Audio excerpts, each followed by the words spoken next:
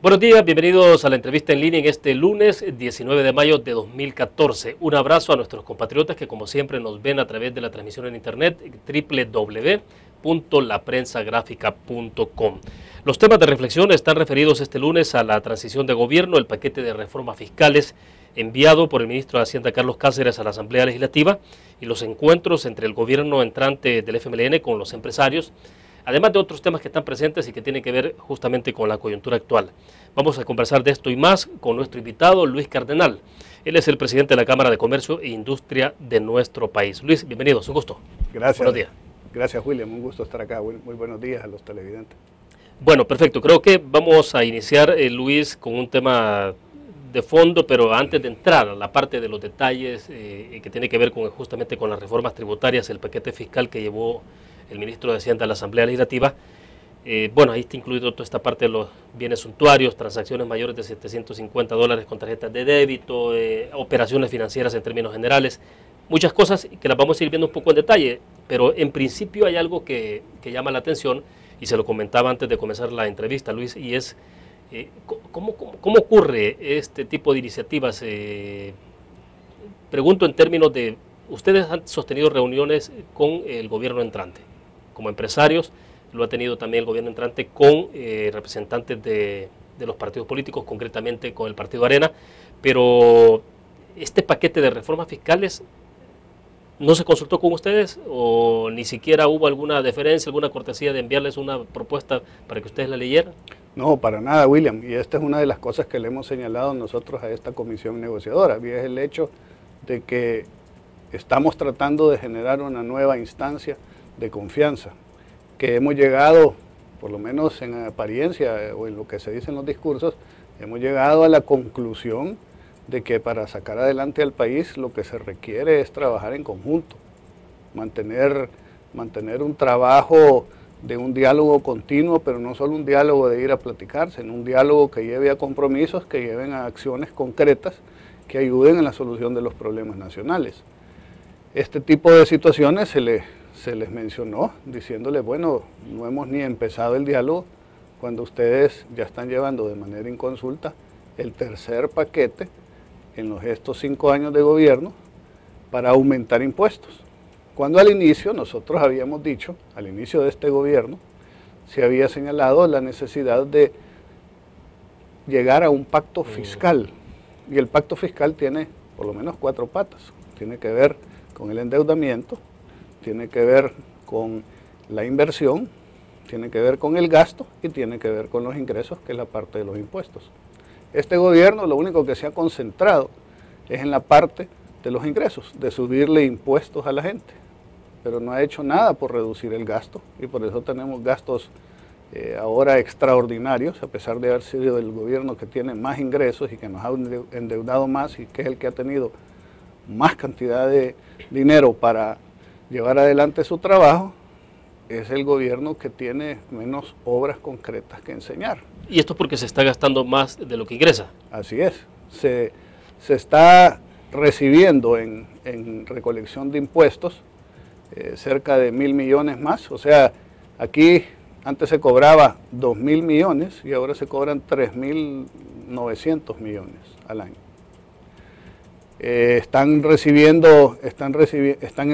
endeudando al país casi con 5.000 millones en el periodo, casi 1.000 millones de dólares por año. Para que hagamos una idea, el gobierno de Saca endeudaba 500 millones de dólares al año y fue un gobierno que nosotros criticamos por ser bastante irresponsable en términos fiscales. Aún así, no tenemos mucho que enseñar por todo eso. Ya, Luis, vuelvo entonces siempre sobre el principio y es, ¿cómo se entiende entonces? ¿Qué respuesta fue la que dio el FMLN cuando ustedes plantearon en la mesa entonces el hecho de que esto se estuviera discutiendo de esa manera afuera, pero no precisamente ahí con ustedes que representan al sector productivo en el país de alguna manera? Ambos representantes del FMLN dijeron desconocer la reforma. Curiosamente esa reunión fue un viernes y el sábado a las 11 de la mañana el presidente de la República sale anunciando de que esa reforma ya había sido discutida y ya estaba pactada y que ya había un acuerdo con el FMLN y con el presidente electo a llevar esas reformas a la Asamblea Legislativa. De hecho, lo reiteró el presidente de la República el sábado pasado, ¿sí? Cuando dijo de que el FMLN estaba del conocimiento, que estaban enterados, o sea, que sabían perfectamente de específicamente a eso me refiero. El viernes nos dicen los representantes. O sea, ustedes tuvieron reunión el viernes. El viernes pasado. Antepasado. Uh-huh. El viernes antepasado claro. Nos dicen de que no conocen las reformas y el sábado el presidente sale diciendo que las conoce. Esto genera pues dudas, hace quedar muy mal a la comisión de diálogo, porque ahí significa que alguien no está diciendo la verdad, o el presidente o ellos. Pero es un mal comienzo, porque los impuestos son medidas que van a venir a frenar el crecimiento económico. Los impuestos van en contra del empleo. Si tú, por ejemplo, querés frenar la venta de cigarros, la venta de licores y la venta de armas, ¿qué haces? Le pones un impuesto a esos artículos. Y se sabe, y el mismo gobierno lo dice, de que cuando tú pones impuestos, se dejan de vender tanto o se venden menos. Entonces aquí es un impuesto a la economía. ¿Hay una relación directa en esto? O sea, no hay dónde perderse. No hay dónde perderse. ¿Y ya ha ocurrido siempre así? Cuando se coloca un impuesto, se aumenta el impuesto, el gravamen, la gente tiende a contraer el gasto o el consumo en ciertos productos. En todos los productos. O sea, tú le estás quitando recursos al sector productivo, al sector privado, a la población. Le estás quitando recursos para invertir, para comprar, para gastar, para lo que sea, recursos a la economía, y se los estás pasando al Estado. Entonces, por supuesto, que el crecimiento económico se ve afectado. Y esto no lo venimos diciendo ahorita, sino que se lo dijimos, por ejemplo, al gobierno del doctor Calderón Sol, cuando subió el IVA de 10 a 13%. Llevábamos un crecimiento de casi de 6% al año saliendo del gobierno del presidente Cristiani y el primer año de gobierno de él. Y en cuanto puso el impuesto al IVA, la economía se frenó.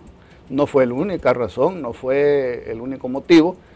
Quizás el motivo más importante, como hemos señalado en otras ocasiones, ha sido que aquí los problemas económicos tienen profundas raíces políticas, porque los políticos, especialmente aquellos que quieren producir un cambio de sistema en el país, generan incertidumbre, generan desconfianza y ahuyentan a los inversionistas.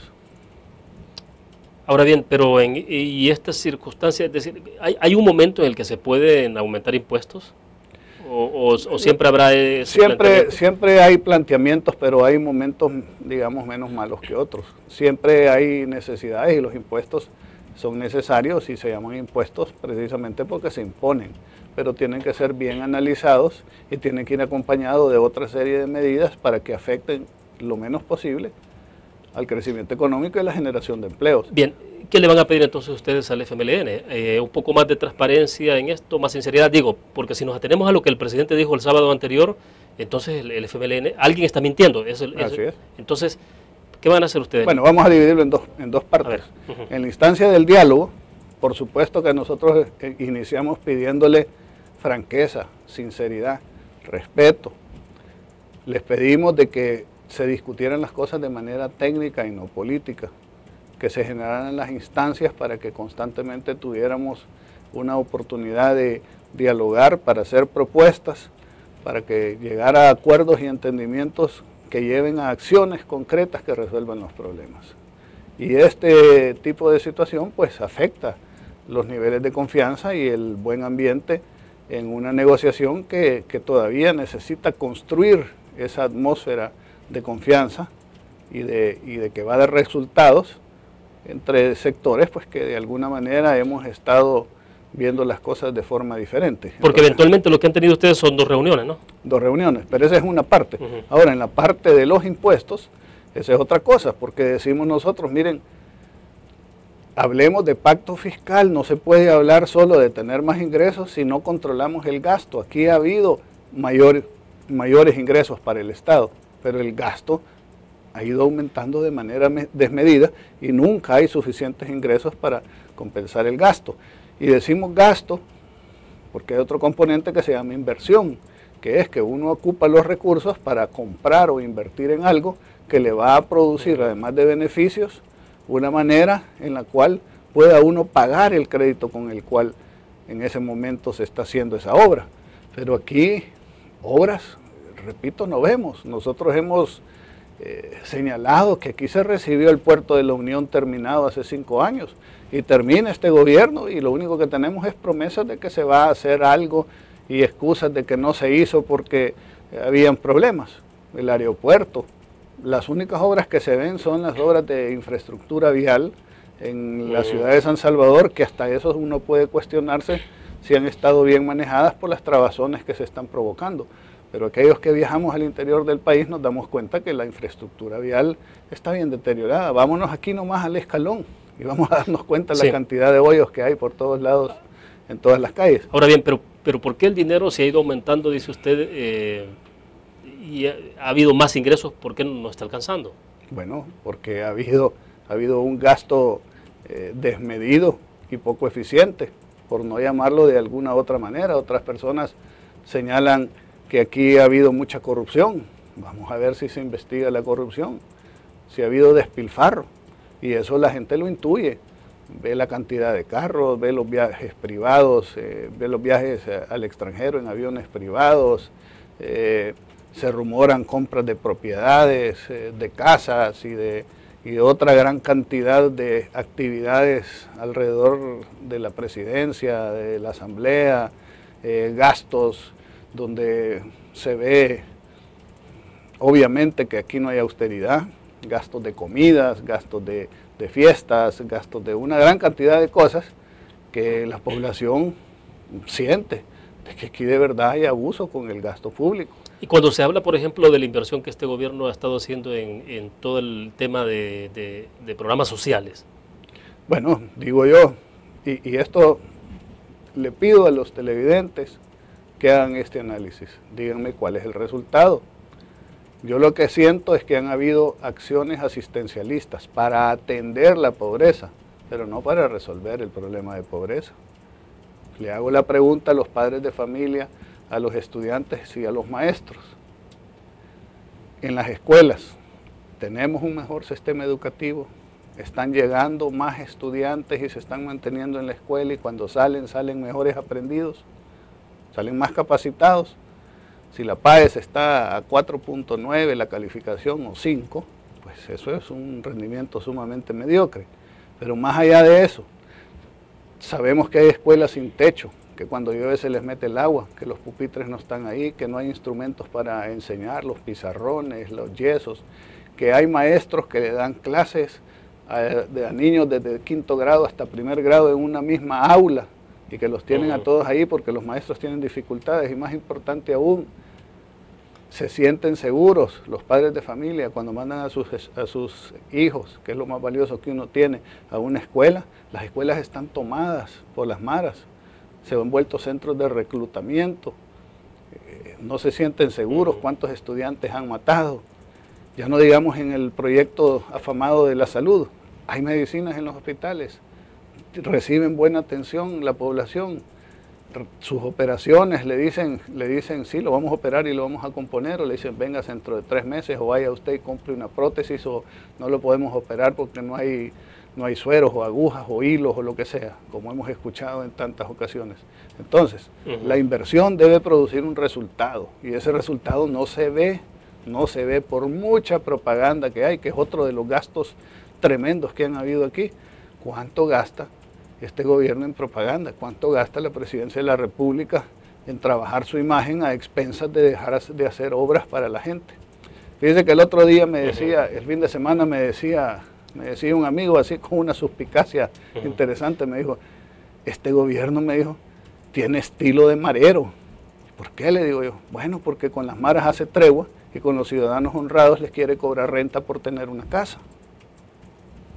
Entonces, esa es la percepción que hay en grandes sectores de la población. Y repito, un impuesto, aunque digan de manera populista y divisoria de que lo van a cobrar a los ricos, lo terminamos pagando todos.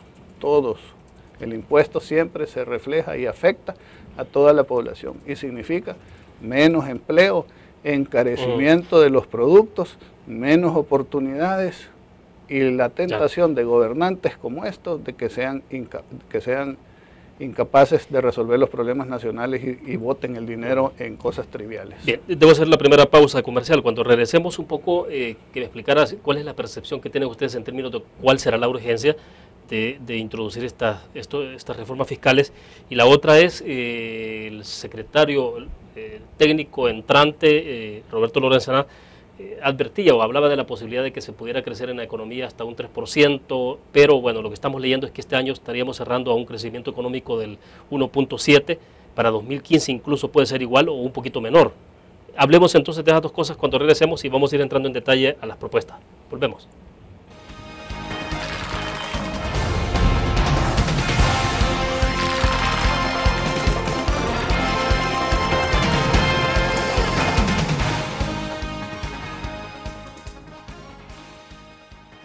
Ingresa gratis a un nuevo nivel de lectura. Desde tu computadora, busca en nuestra página web el link del kiosco LPG. Regístrate y listo. Escoge tu lectura.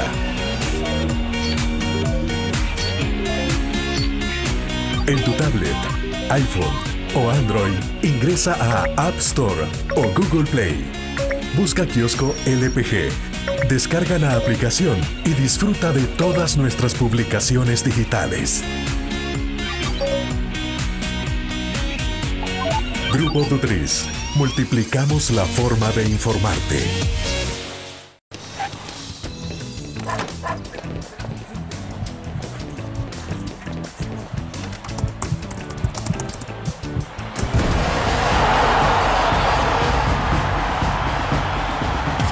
La pasión del deporte la vives también en elgráfico.com, el sitio deportivo más completo de El Salvador, con la información actualizada y resultados minuto a minuto de los partidos en juego. Elgráfico.com, conectados por deporte. Una nueva forma de vivir la información. GDA Live de Grupo Dutriz. Ingresa a App Store o Google Play y descarga gratis la aplicación GDA Live. Ahora, busca en nuestros periódicos y revistas los iconos de GDA Live. Enmarca la imagen dentro de tu pantalla para animarla. Toca 2 veces la imagen para vivir la información en pantalla completa. Y recuerda que en el código ALIVE de la portada estaremos actualizando nuestras noticias. Con GDA Live, vive la información. Grupo Dutriz, multiplicamos la forma de informarte. Un graficionado no olvida la historia, y aunque perdió una y otra vez, no perdió el orgullo. El graficionado se levantó entonando su grito de batalla, respirando gritos de gol y celebrando las épicas victorias. Un graficionado cree en la magia de la camiseta y mantiene viva la ola de fe, porque el graficionado sueña con volver a un mundial. El Gráfico lo hacemos por deporte.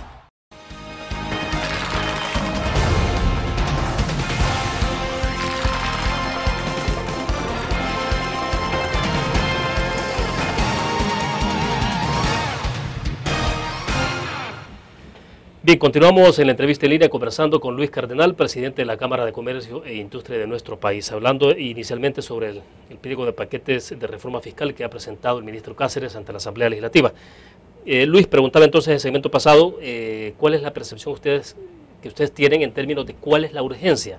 ¿Por qué esto se hace con tanta urgencia? Digo, porque al final de cuentas este gobierno está de salida y cualquiera puede asumir, bueno, si va a llegar un nuevo gobierno a partir del 1 de junio, ¿por qué no esperar un par de días y entonces entrar en la nueva discusión con quienes van a tomar las riendas del país por 5 años más? Bueno, esa es una. Entonces, y la otra tiene que ver entonces concretamente sobre la parte de crecimiento. ¿Cuál es la probabilidad o no de que entonces la economía pueda o continuar como está o pueda crecer? O sea, pues la primera es una pregunta que es razonable que se hace cualquier persona con 2 dedos de frente. ¿Cómo es posible que un gobierno que está 5 o 10 días de salir esté presentando a última hora un paquete de impuestos que va a afectar lo que supuestamente se quiere lograr, que es crecimiento económico? No tiene sentido el hacer eso y manda una mala señal. Aquí la única razón es decir, miren, hay que hacerlo y se va a pagar un costo político, que lo pague el que se va para que los que vienen entrando entren cheles, porque son la misma cosa, son el mismo partido, en su gran mayoría. aunque hayan algunos zipizapes entre el presidente y el nuevo o recién nombrado secretario técnico, pero son el mismo partido y eso deberían de entenderlo. Y segundo, si lo que queremos es que la economía crezca, no tomemos las medidas que hagan que la economía crezca. Y esto es todo lo contrario. ¿Por qué lo están haciendo? Bueno, porque el gobierno, a pesar de todo lo que nos han dicho y a pesar de la propaganda que se ha hecho, el gobierno está en situación crítica fiscal. No tiene recursos, estamos a punto de entrar a la UCI, a la UCI fiscal por la situación financiera que tiene el país. Ya el nivel de endeudamiento está en el tope, en el límite de lo que pudiera ser razonable, y si el endeudamiento no va acompañado de crecimiento, entonces podríamos llegar a una crisis fiscal en donde ya el hecho de desdolarizar no sea una decisión política, sino que va a ser una decisión de insostenibilidad fiscal y insostenibilidad económica. Pero entonces, en estas circunstancias, ¿cuál es el mejor camino? El mejor camino hay que generar ingresos, está claro. Sí, bueno, aquí dividamos la cosa. Hay un paquete de nuevos impuestos y hay una solicitud para bonos para trasladar la deuda de corto plazo. O sea, lo que deben en la tarjeta de crédito, pasarlo a largo plazo. O sea, básicamente, como lo han ocupado en gasto, se lo han gastado en ir al súper o ir de parranda o irse de viaje o chupar con los amigos, por decirlo en términos, digamos, populares para que se entienda. Como se ha gastado, no se ha invertido, entonces ahora la tarjeta se topó y ya no hay cómo pagarla. Entonces están buscando una manera de financiar a largo plazo para limpiar la tarjeta. Y probablemente alguna solución se tendrá que encontrar porque el Estado tiene que pagarle a sus acreedores, tiene que pagarle a los servidores públicos, etc. Pero el problema es que si tú pasas esa deuda para allá sin ningún tipo de requisitos o condiciones nuevas, lo que estás haciendo es dejándole otra vez libre la tarjeta para que se vuelva y se continúe endeudando de manera irresponsable. Y eso creo yo que tiene que ser analizado. Entonces está las dos partes, la de los bonos, que ya no son 800 millones, sino que son 1.150 o 1.250, ya no sé ni cuánto es hasta el momento. Y la otra es el paquete fiscal. El paquete de nuevos impuestos no les va a resolver el problema, se los va a agravar. Se los va a agravar porque la economía recibe un nuevo mensaje para ahuyentar la inversión. Y si no hay inversión, no hay crecimiento, y si no hay crecimiento, no hay empleo. Y si no hay empleo, la población va a sufrir. ¿Este es un ciclo bien definido? O sea, claro, si es que se ve, se comprueba. Por ejemplo, en Estados Unidos, ahí van a hablar algunos detractores diciendo de que es la economía del rebalse. Pero hay hechos concretos. En Estados Unidos, en el gobierno del presidente Jimmy Carter, los intereses estaban a 21%, el crecimiento económico estaba por los suelos, la economía de Estados Unidos estaba muy mal. Llegó Reagan y ¿qué fue lo que hizo? Bajó los impuestos, no los siguió subiendo. Porque, repito, el dinero es mejor que esté en manos de la población para que la población libremente decida cómo lo invierte o cómo lo gasta y en qué lo ocupa, a que esté en manos de unos burócratas que no tienen la capacidad de decidir qué es lo que más le conviene a la población, sino que deciden en base a términos políticos, a conveniencias electorales, que a su vez pueden dar peores resultados. Y aquí, repito e insisto, los problemas económicos tienen raíces políticas y estas decisiones de aumentar los impuestos son decisiones que le dicen a los inversionistas por los políticos, mire, aquí hacer negocio en El Salvador es caro y aquí las reglas de juego no están claras y eso genera desconfianza y no hay nada más cobarde que un billete de dólar porque nadie quiere perder su dinero. Entonces hay otros países que están haciendo lo contrario, buscando maneras de atraer la inversión, de abaratar el costo de producir en el país y de atraer inversión y tecnología para que haya más empleos.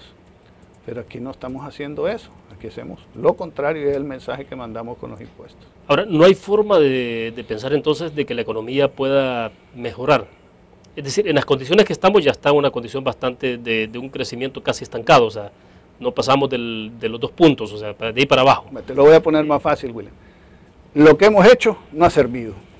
¿Qué es lo que hay que hacer? No seguir haciendo lo mismo, porque si seguimos haciendo lo mismo vamos a tener el mismo resultado.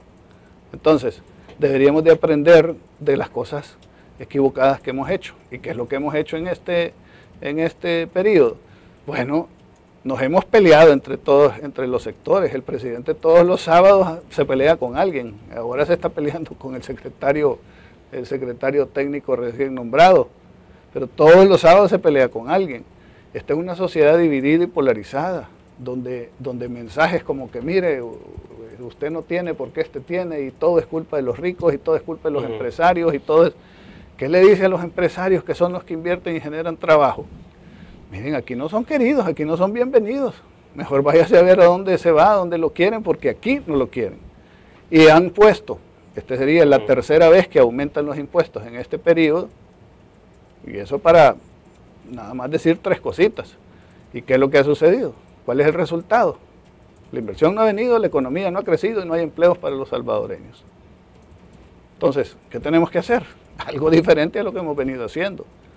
¿Pero qué se quiere seguir haciendo? Antes de irse, cobrar más impuestos.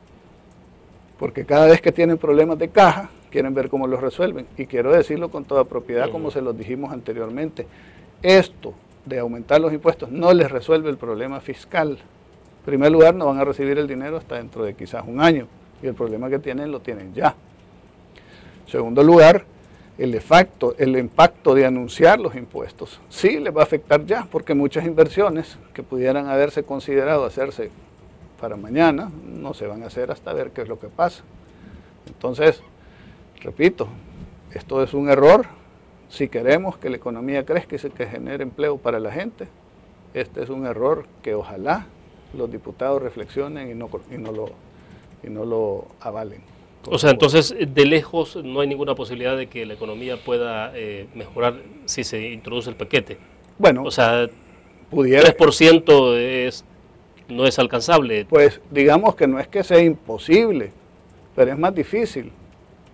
Y si tenemos una economía ya de por sí bastante postrada y bastante, digamos, dormida en su crecimiento, el empezar con una medida como esta lo que hace es que es más difícil conseguirlo. No digo que sea imposible, pero es más difícil. ¿Qué es lo que deberíamos de hacer?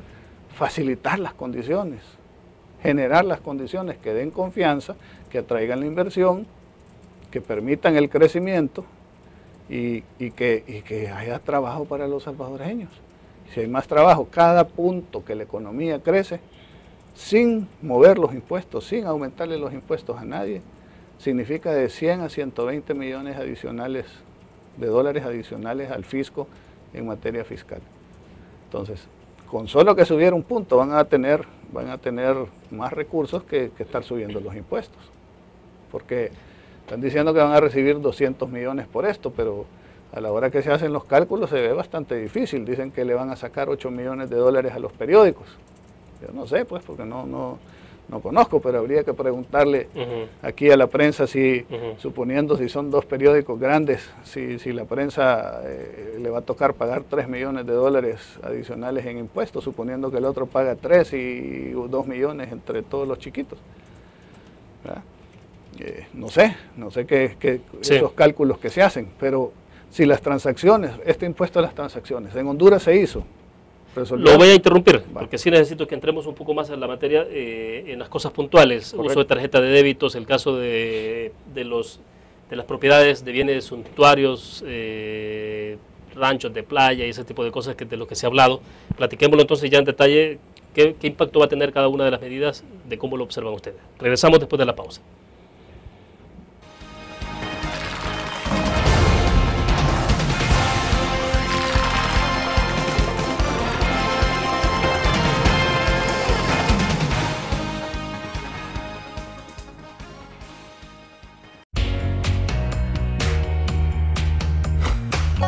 Cada momento, donde quiera que estés, te damos el mejor contenido en diferentes plataformas para que tú escojas el medio para informarte.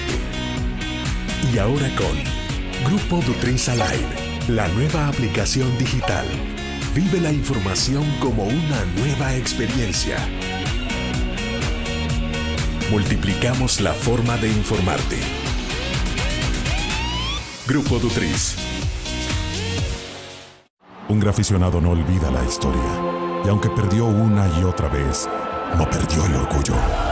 El graficionado se levantó entonando su grito de batalla, respirando gritos de gol y celebrando las épicas victorias.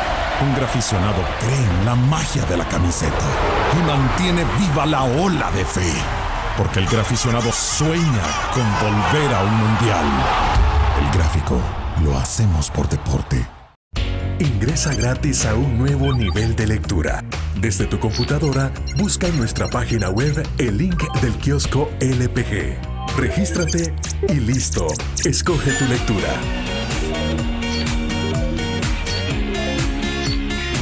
En tu tablet, iPhone o Android, ingresa a App Store o Google Play. Busca kiosco LPG. Descarga la aplicación y disfruta de todas nuestras publicaciones digitales. Grupo Dutris. Multiplicamos la forma de informarte.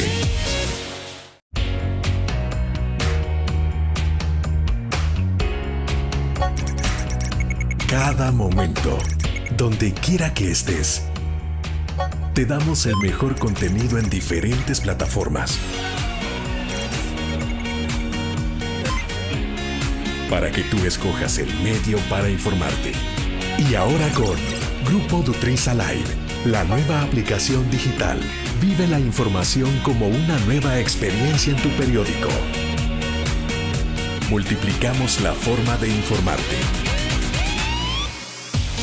Grupo Dutris.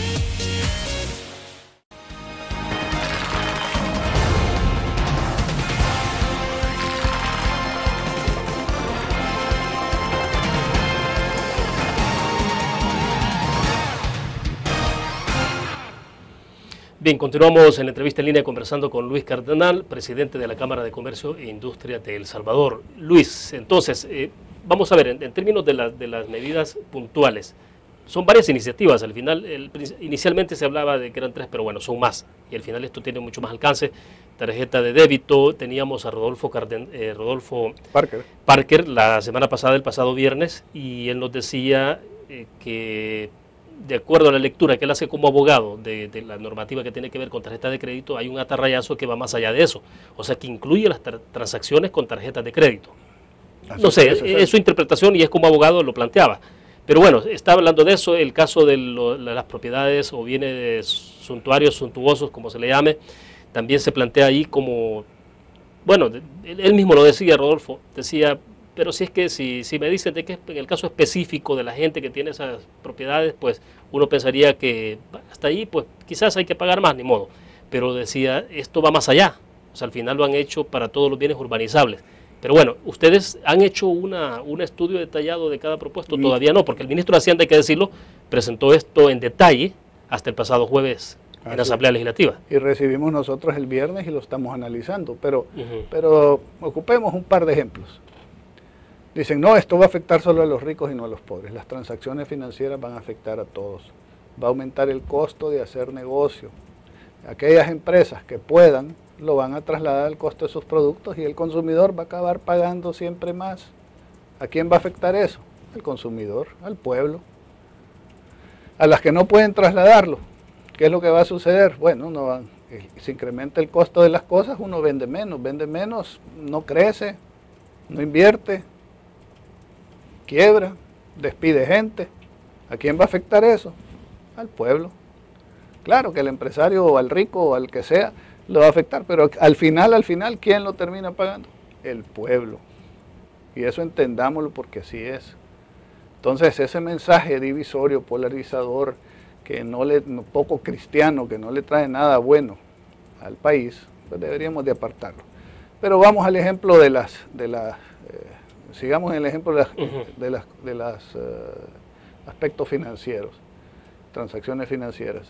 En Honduras, primero, todos los países que están modernizando su legislación tributaria, ese impuesto lo han ido quitando, aquí lo vamos a poner. Creo que hay 6 países en el mundo que lo tienen. Dentro de eso, el ejemplo más claro, por lo menos que lo vimos en Honduras, fue que un cheque, para no tener que pagarlo, endosaba a la gente hasta que alcanzara el espacio en el papel detrás del cheque. O sea, se iba pasando de mano en mano, pero nadie lo cambiaba, si no había necesidad. Nadie lo cambiaba.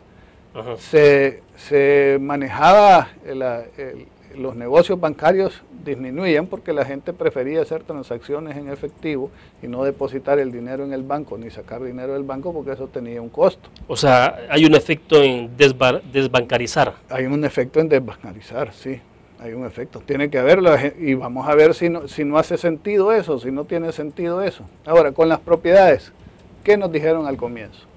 Ah, no, hombre, que aquel que tiene propiedades recreativas tiene que pagar, porque ese que tiene una propiedad recreativa es rico y puede. Bueno, yo les quiero decir de que aquí no necesariamente uno tiene que ser rico para tener un ranchito, un terreno, un lugar a donde ir a pasar un fin de semana y descansar tranquilo.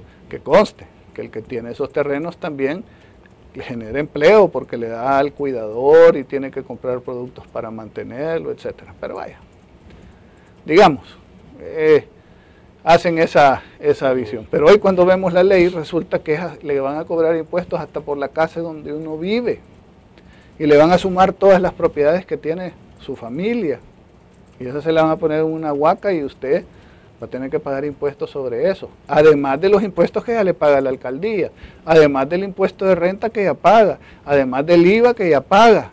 O sea, es otro impuesto adicional a su economía. Le están metiendo la mano a la bolsa a usted para quitarle dinero a usted y que lo tengan ellos, los políticos, los funcionarios, para que ellos decidan a dónde es que lo van a gastar, porque usted no tiene capacidad de decidir qué es lo que más le conviene hacer con su dinero, para darnos malos servicios, Bueno, ahora resulta que si una señora, si usted compró su casa, y la compró hace 20 o 30 años, y su casa valía $100,000, $80,000 cuando la compró, después de 20, 30 años, usted tiene una plusvalía, pero no la ha ganado porque no la está vendiendo, no la ha vendido, ahora le hacen un valúo valúo comercial de la propiedad. ¿El valúo lo hará Hacienda? Bueno, estas son las cuestiones. En las transacciones financieras los bancos dicen de que llevar un control de eso necesitan programas especiales, necesitan tiempo para desarrollarlos, que van a necesitar dedicarle más personal a ver cómo le dan atención a todas esas restricciones y que ahorita no lo pueden hacer. Ahora, el valúo, al comienzo, como el gobierno no lo puede hacer tampoco, porque también sería aumentar la burocracia, dice, usted lo va a hacer, usted lo hace, pero además, si lo hace y lo hace mal, entonces le vienen multas y le vienen penalidades y le viene hasta la posibilidad de que se lo vaya a traer la fiscalía y se lo lleve preso. Entonces, por eso es que el comentario de este amigo en el fin de semana, de decirme que era un estilo similar al de las maras, donde con ellos se hace tregua y con los ciudadanos se les rentea por tener propiedades. En el país lo que deberíamos de tratar de hacer es que todos fuéramos propietarios, que todo el mundo fuera dueño de su casa y que aquel que pueda pues tenga otras cositas más. Pero aquí este tipo de cosas que él está diciendo, mire, si tiene rancho de playa, véndalo.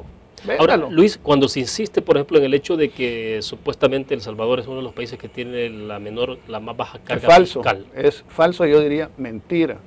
Se ha insistido mucho en eso. Se ha insistido porque eso le conviene. ¿Cómo se desmonta el argumento entonces? Bueno, con números, lástima que no traje aquí las demostraciones, pero con los aumentos de impuestos que han habido, ya El Salvador paga cerca del 15 y pico, 16% sobre el PIB de impuestos. Pero si entendemos de que el PIB no es el que dicen que es, sino que es un PIB de 20,000 millones en vez de 24,000, resulta que El Salvador paga 19 punto algo % en relación al PIB. Y si pagamos ese 19, que es la realidad, ya somos el segundo país de Latinoamérica que más paga. Y eso que en nuestro conteo del pago que se hace, no incluyen los pagos que se le hacen a las municipalidades. Cuando se hacen cálculos en otros países, incluyen los impuestos locales y federales. O sea que sí habría que tener un nuevo el recálculo del PIB, o sea, pero no sé, eso no se está haciendo tampoco. Porque pues, sí recuerdo que hace más de 1 año, 2 años se habló bastante de eso, que había que establecer un recálculo del porque no les conviene, porque aquí es de disfrazar las cosas. No hay franqueza, no hay sinceridad fiscal. Entonces por eso no lo hacen. Pero ya los organismos internacionales, bueno, ya el presidente anterior del Banco Central de Reserva lo reconoció públicamente y salió en los periódicos publicado eso. Lo que pasa es que claro, le dimos seguimiento acá en la prensa al tema. La gente no captó cuál era la importancia de esto, o no le dio, digamos, mayor pensamiento y profundidad cómo esto afectaba. Pero repito, al bajar el PIB, nuestros indicadores económicos todos varían. Ya no estamos en país de ingresos medios, ya somos en país de ingresos, ya somos país pobre otra vez. Igual como se manejan los niveles del número de pobres y el nivel de la pobreza. Nos dicen que hay abundancia de cosecha récord de frijol y ahora el frijol vale 90 centavos la libra. Pero porque se puede haber exportado, ¿no será que se abrió demasiado la exportación? Pues, ¿O usted cree que ha habido datos que no cuadran con la realidad? No sé, yo no tengo confianza en lo que nos dicen en la publicidad y en lo que la realidad que viven los salvadoreños, y ese es un problema. Por eso digo yo que tenemos que sincerarnos y que el gobierno tiene que hablarle claro a la población. Entendemos que hay mensajes políticos en tiempos electorales y que uno siempre tiene que tratar de maquillarse para verse un poquito más bonito de lo que es, pero no debe enseñar la foto de otra persona en vez de la de uno, como hacen ahí en esas cuentas de Facebook donde enseñan una foto de uno cuando tenía 15 años. O sea, hace demasiado Photoshop. O sea, de Photoshop. Aquí le hacen un Photoshop profundo a las cosas y entonces nos quieren convencer que algo que es de un modo no lo es. Entonces, este tipo de situaciones son las que uno dice, miren, pensémoslo bien, los impuestos son un impuesto al empleo, es un impuesto al crecimiento, es un impuesto a la oportunidad de que el país salga adelante. Entonces, nosotros pues vamos a cumplir con lo que diga la ley, pero hacemos un llamado a la responsabilidad y al análisis técnico de todas estas propuestas para que tomemos la mejor decisión para el país, no solo para un grupo de personas, porque repito, los impuestos que dicen que le cobran a los ricos lo terminan pagando todos. Ahora bien,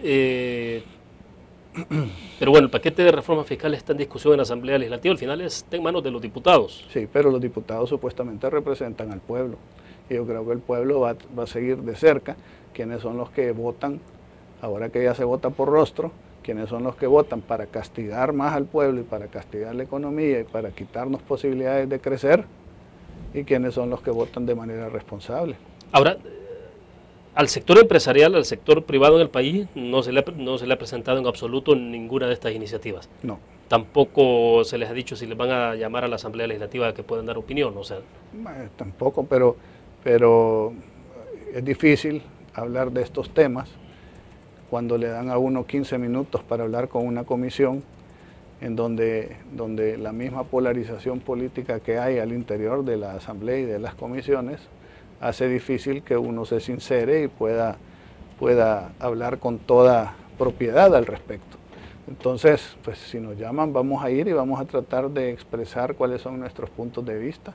Si nos piden números, análisis, información, con mucho gusto se lo vamos a dar, porque repito, aquí tenemos que trabajar en beneficio del país, y en el país estamos todos, y si el barco que se llama El Salvador se hunde, solo aquellos que tienen posibilidad de meterse en el bote salvavidas se dejan de ahogar, todos los demás quedamos ahí ahogados. Entonces sí. Siento yo que hay que hacer las cosas de una manera diferente. Bueno, tengo que hacer la última pausa comercial. Cuando regresemos al cierre, hay un hecho que ha ocurrido la semana pasada y no lo hemos comentado. Tiene algo que ver, obviamente, también con la actividad económica del país, aunque en un rubro muy específico. La resolución, bueno, no resolución, sino la admisión de recursos de parte de la Sala de lo Constitucional y parar todo el proceso de otorgamiento de frecuencias de radio y televisión a la CIGET. Vamos a la pausa, hablamos de ese tema y de un poco cómo se perfila el país entonces al cierre de estos 5 años y en perspectiva después del 1 de junio. Vamos a la pausa.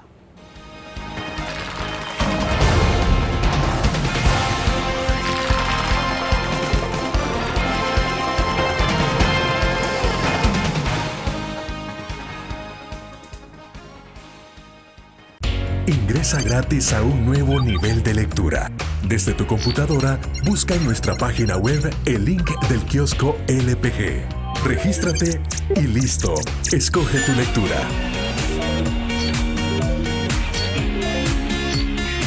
En tu tablet, iPhone o Android, ingresa a App Store o Google Play. Busca Kiosco LPG. Descarga la aplicación y disfruta de todas nuestras publicaciones digitales. Grupo Dutris. Multiplicamos la forma de informarte.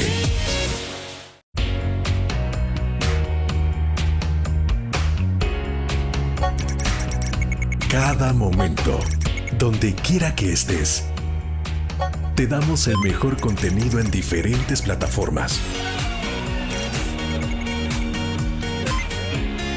Para que tú escojas el medio para informarte. Y ahora con Grupo Dutris Alive, la nueva aplicación digital. Vive la información como una nueva experiencia en tu periódico. Multiplicamos la forma de informarte. Grupo Dutris.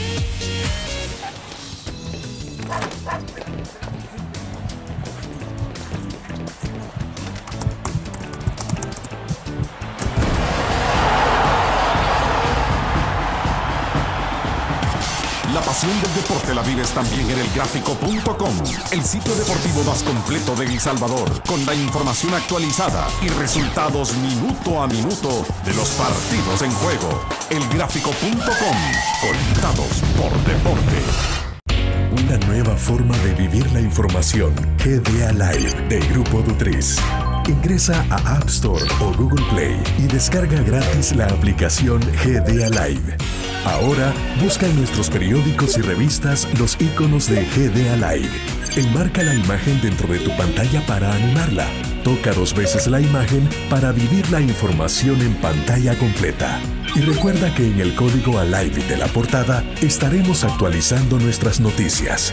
Con GDA Live, vive la información. Grupo Dutris, multiplicamos la forma de informarte.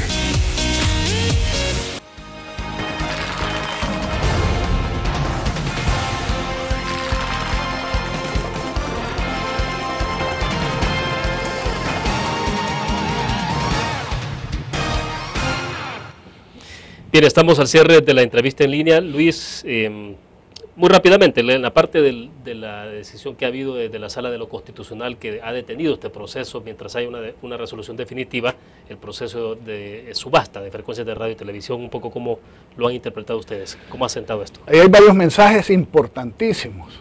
En primer lugar, está el mensaje de hacer las cosas con transparencia. Qué curioso que hace un año dijeron que no habían frecuencias a la venta y que no se podía vender. A 15 días antes de irse, si no voy a hablar de rumores y de chambres, pero resulta que se le hace una propuesta al superintendente de la CIGET y como que él no la acepta y entonces lo remueven de su cargo y entra un nuevo superintendente de la CIGET. Y nomás llega el nuevo superintendente de la CIGET, resulta que sí hay frecuencias a la venta y se venden 6 canales de televisión y no sé cuántas frecuencias de radio. O sea, se va a subasta, una subasta en la cual si no se hubiera revelado públicamente, mucha gente que pudiera estar interesada y ofertar no hubiera participado. Entonces, es curioso todo eso. O sea, hacer las cosas con transparencia y hacerlas bien. Esto da una muestra de que algo no está bien, algo huele mal. Y eso da indicios de corrupción, de abuso de poder, de quererse aprovechar del Estado para beneficio personal. Yo estoy diciendo indicios, para que después no me vayan a demandar. Segunda lección, la importancia de las instituciones. Las instituciones no pueden estar al servicio de partidos políticos de ideología o de intereses económicos. Tienen que estar al servicio del pueblo, de la población, del interés nacional. Y vemos la importancia que esto tiene por 2 razones. Una, la importancia que tienen los medios de comunicación. Que los medios de comunicación tienen la capacidad de influenciar la opinión pública y a través de la influencia de la opinión pública tienen capacidad de influenciar políticas públicas e inclusive elecciones. Aquí pareciera ser, si esto es de esta manera, que hay algún interés, por lo que se ha rumorado de quienes están detrás. Debe tener medios de comunicación para poder hacer, además de lucro, que está bien si se hace legalmente, manipular la opinión pública. Y la otra parte, la parte B, quizás la más importante, el hecho de que cómo se demuestra la importancia que tiene de tener una sala de lo constitucional independiente. Porque quien ha impedido que esto se consume es la sala de lo constitucional. Y por eso cuando decimos, miren, no se tomen las instituciones, que el Tribunal Electoral no pertenezca a los partidos políticos, que la Corte Suprema de Justicia sea independiente y esté con las mejores personas y no con las personas que están comprometidas o al servicio de partidos políticos o de ideología o de cualquier tipo de interés mezquino, es por esto. Porque las elecciones quedaron dudas, porque el Tribunal Electoral dejó que quedaran dudas con sus actuaciones y con sus participaciones y por quiénes eran sus componentes, ¿verdad? Cuando uno va al sistema judicial, que es otro de los problemas que afecta a la población y ahuyenta la inversión, la gente dice, bueno, ¿se me va a hacer justicia? ¿O va a depender de que si yo le caigo bien o mal al juez porque soy de uno o de otro partido, o porque si el juez se deja atemorizar por una amenaza de la contraparte, o por si el juez tiene una necesidad y está abierto a recibir alguna menta o mantequilla para las manos? Entonces, las instituciones tienen que estar al servicio de la población, y por eso es importante no dejar que se tomen las instituciones ningún tipo de interés, ni político, ni ideológico, ni económico. Ahora bien, entiendo que ustedes entonces me decía en el corte comercial que harán una especie de evaluación de 5 años. ¿Esta semana o será la próxima? Esta semana tenemos planeado y vamos a convocar a los medios a que conozcan cuál es nuestra evaluación de los 5 años. ¿Por qué lo hacemos? Bueno, porque creemos que es importante aprender de la historia, aprender de las cosas que se han hecho bien, si es que se han hecho bien, y cuáles son los resultados que estas han dado, y las cosas que se han hecho mal y cuáles han sido los efectos de haber hecho las cosas mal, para que así no lo sigamos haciendo en el futuro de esa misma manera, sino que corrijamos y sepamos cuáles son los errores que se cometieron para no volverlos a repetir. Así las cosas, habrá una evaluación. Y ahí, nuevamente, acabo de ver una encuesta donde a uno lo deja completamente sorprendido cómo funcionan las cosas, donde en las evaluaciones el presidente sale bien evaluado, a pesar de que este gobierno ha sido un desastre, y ha sido un desastre en gran parte por la mala labor que él ha realizado. Entonces uno dice, ¿cómo funcionarán las cosas? El poder de la publicidad y el poder mediático del presidente de hacer ver lo que no es de otra manera. Entonces esta semana lo vamos a convocar y vamos a tratar de hacer un buen trabajo objetivo de cómo ha sido estos 5 años de gobierno, las cosas buenas que se hayan hecho, si se han hecho, y las cosas equivocadas o malas que debemos de no repetir, superar o corregir. ¿Cómo, en términos económicos, cómo puede estar cerrando 2014 en el marco de esta transición que está viviendo el país? Pues así como vamos, yo creo que va a ser peor que el año 2013. ¿Usted cree? Sí, bueno, los primeros meses del año habrá sido por las elecciones y todo, pero inclusive las exportaciones que habían venido teniendo un comportamiento positivo en los primeros meses del año se vinieron para abajo.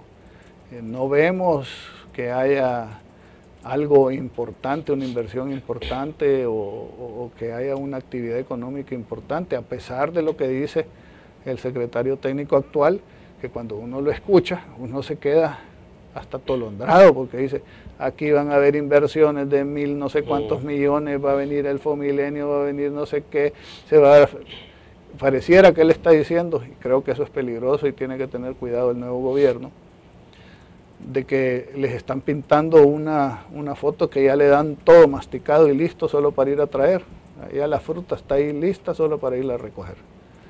Y eso no es así. Lo que se está cayendo el telón y nos estamos dando cuenta que la situación del país es bastante diferente de aquella situación que nos pintaron en los comerciales y en los anuncios oficiales. Ahora, hasta hoy no se tiene todavía aprobado Fomilenio 2.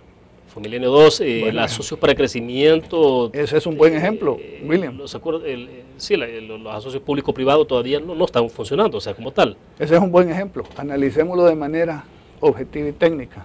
Se nos ha dicho, ya el Fomilenio ya está, ya es cosa ya solo de firmar, ya el Fomilenio ya está asignado. La voluntad, el deseo del gobierno de los Estados Unidos de asignarnos el Fomilenio está, pero ¿qué es lo que no está? El cumplimiento de las condiciones de lo que tenemos que hacer nosotros o el que tiene que hacer el gobierno para que nos asignen el Fomilenio.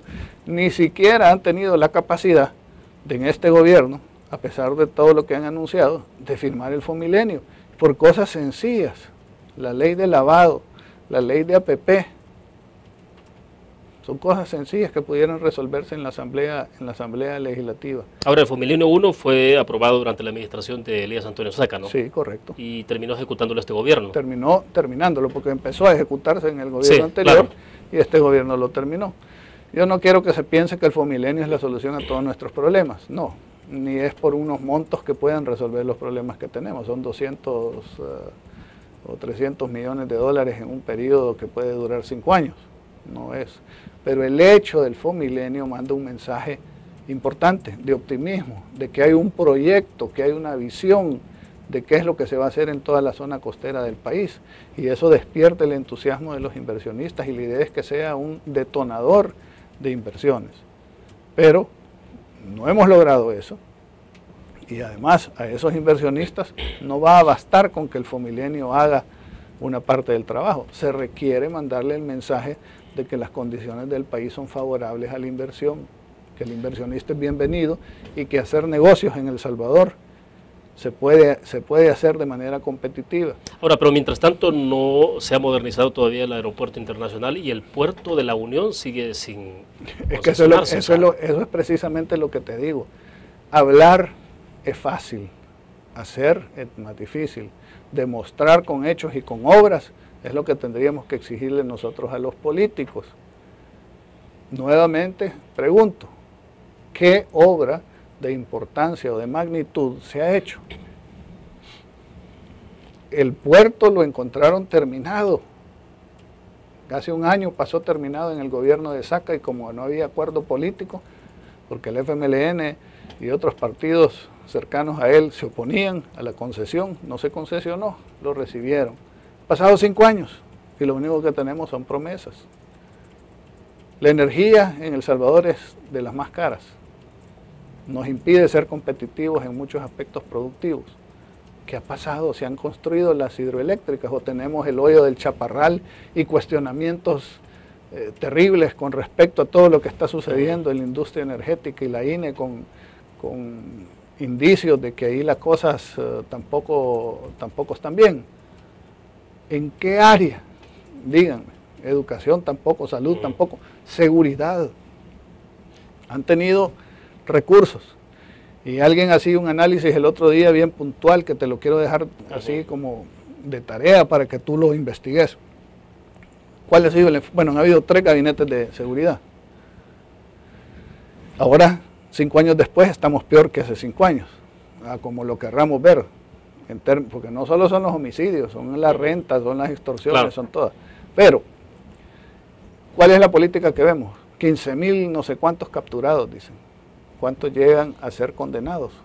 ¿Y cuántos van a la cárcel? Que están sobresaturadas también. El otro día me decía un especialista, ¿sabes cuánto cuesta cada captura?